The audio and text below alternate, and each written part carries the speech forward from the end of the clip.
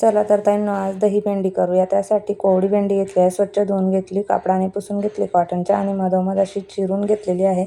आता कढईमध्ये तेल घालून भेंडीमध्ये आपण लाल तिखट, हळद आणि थोडंसं मीठ घालून छान परतवून घेतलेलं आहे. परतून झालं की त्याला काढून घेऊ साईडला आणि नंतर एक कांदा बारीक चिरून घेतला आहे. त्यानंतर लसूण बारीक चिरून घेतला.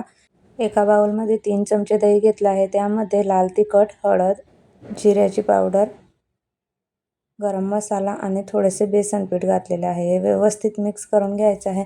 नंतर कढईमध्ये तेल घालून जिरे, लसूण आणि कढीपत्ताला मिनिटभर परतवून झालं की त्यामध्ये कांदा छान तांबूस रंग येईपर्यंत परतवून घ्यायचा. लगेच तयार केलेली आपण दहीची ग्रेव्ही घालायची. किचन किंग मसाला घालायचा, व्यवस्थित परतवून घ्यायचं. फ्राय केलेली भेंडी घालायची, थोडंसं पाणी घालायचं, चवीनुसार मीठ घालून 5 ते 10 मिनिटं शिजवून घ्यायचं. गॅस बंद करायचा. कसुरी मेथी घालायची, कोथिंबीर घालायची.